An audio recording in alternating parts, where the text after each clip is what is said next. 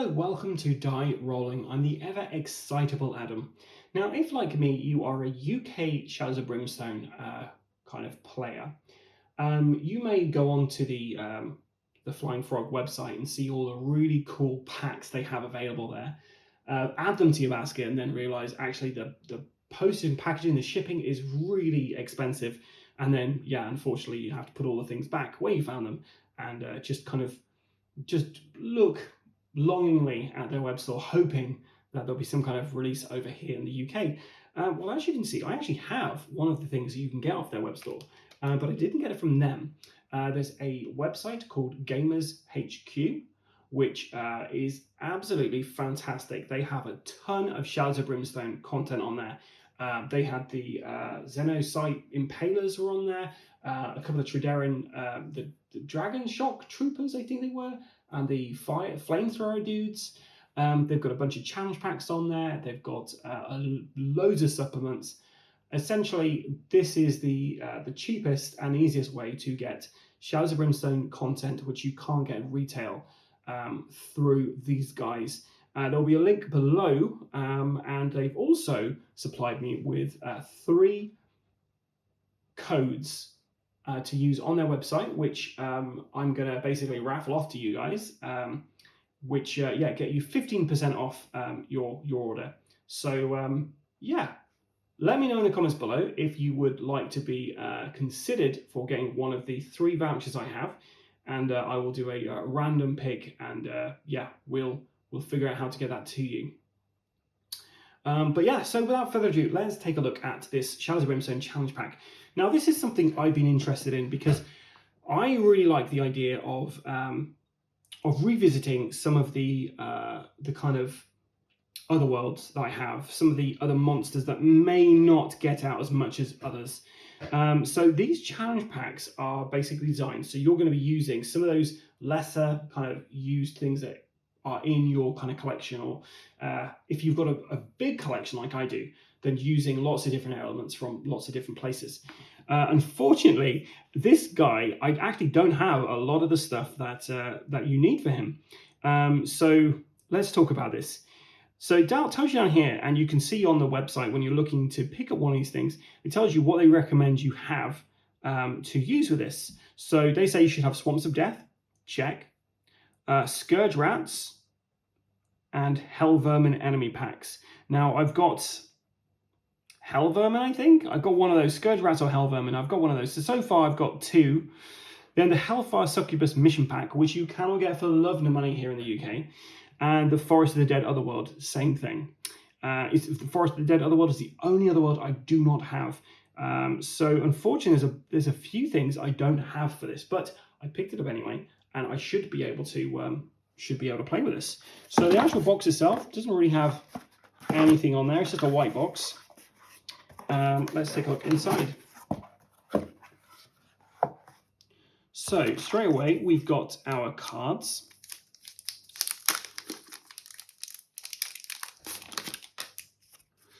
So we've got some rules here. So we have burning markers, which is not something that's new. But we do have unholy faith and dark sermons. A heretic preacher has a pool of unholy faith that uses to cast dark sermons each turn. At the start of its activation, shuffle the dark sermons deck and draw a card to be cast. Each dark sermon has an unholy faith cost deducted from the heretic preacher's unholy faith pool for the turn. After resolving the card, if the heretic preacher has any remaining unholy faith in its pool for the turn, draw another dark sermon. If the preacher has enough unholy faith remaining, that sermon is also cast. Otherwise, it's cancelled, and the preacher is done casting for the turn. Continue this process until the preacher has no more unholy faith in his pool for the turn, or a dark sermon drawn costs too much to be cast and is cancelled. So we have unholy faith cost over there and some more cards to play. I've not done the actual kind of preacher from the base game on the channel, but it was the first ever kind of combination of Brimstone heroes I did. The Rancher I played, and my brother played the Preacher. So so I'm looking forward to seeing how the Heretic Preacher plays. We have a My Artifact in here, which is the Damomact, an artifact relic book Hell. +1 spirit, +1 law. Whenever a darkness card is drawn, any number of heroes may recover a grit. For each that does, you take 2 corruption hits. So yeah, that sounds like it's an interesting kind of artifact there. And these kind of things you can build your own missions around. Like this sounds like something we've got to get to stop this preacher from doing what he's doing.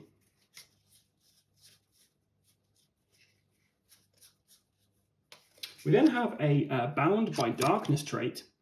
Enemy trait. This trait can be applied to any enemy that they gain keyword unholy, dark power, +2 initiative and +1 combat/shot. Tainted blood. For each wounded hero does to this enemy after defense, armor, etc., it does 1 basic hit back to them. These hits are +1 damage if the enemy has any elite abilities, and an extra +2 if the enemy is brutal. So you get +5 XP when you're attacking these guys.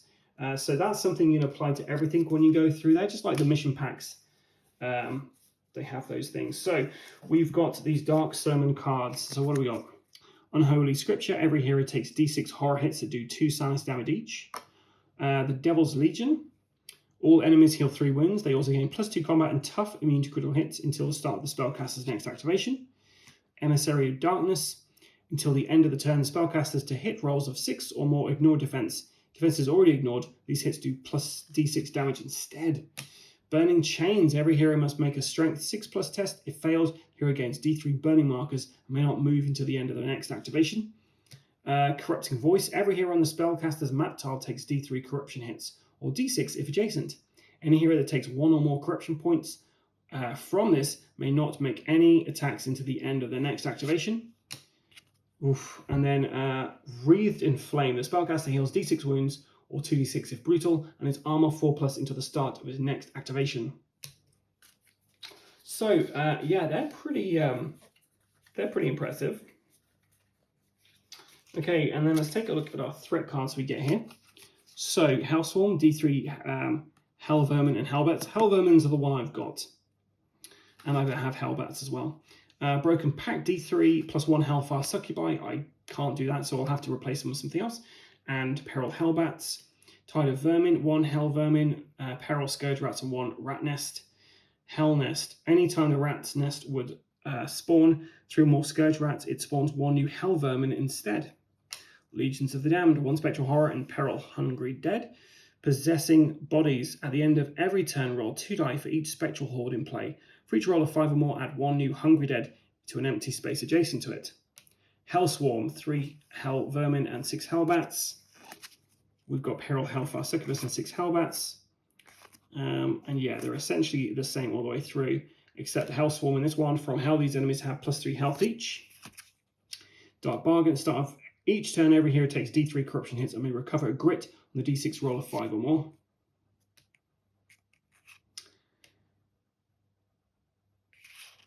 And then there's our Heretic Preacher, who is an epic threat, if there ever was one. Okay, so let's take a look at his model. I'm a little disappointed that the base is one of these. Like, I really wish they, if you're going to do it, guys, please keep them the same the whole way through.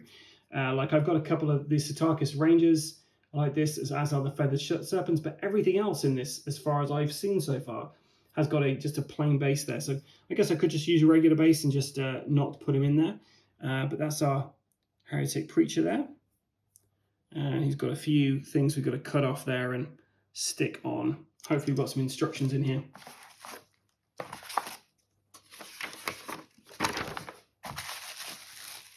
Okay, so the last thing we got, a little disappointed with this, because this is literally, this looks like a photocopy as opposed to the kind of glossy stuff you get with everything else. So this goes through the challenge pack for you. It talks about what you're going to be including in this. It tells you you can also bring in some additional monsters as well. And then we have 1 mission. That is disappointing. It would have been nice to have, with the kind of deluxe enemies, they normally have at least 2 missions. It would have been nice if they'd kind of come up with a couple of additional missions for this, maybe. Like maybe 1 mission where you have to find the artifact, and then the second mission where you're using it against the preacher. I don't know. Anyway, that's our preacher mission. That tells us all about that. So there's our rules, essentially. We also have some more darkness cards.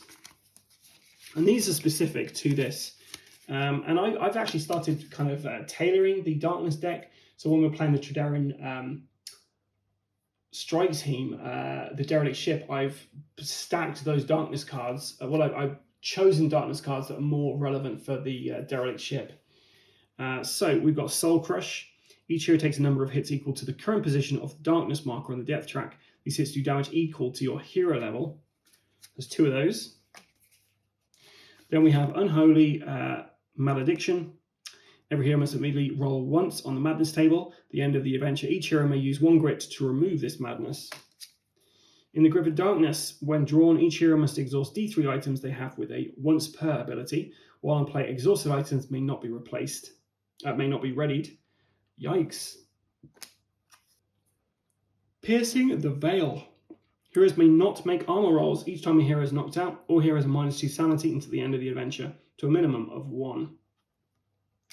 So there are darkness. Let's talk about our big bad, the Heretic Preacher. So, initiative of 3, Blasphemy Sermons in Holy Faith 3. At the start of an activation, casts Dark Sermons with a total Unholy Faith cost up to 3. Endurance 3, this enemy cannot take more than 3 wounds from any single hit. Demon Host, this enemy has +1 damage on all hits from and against heroes with Spirit 3 or higher. Immune to the damage and effects of all hero spells.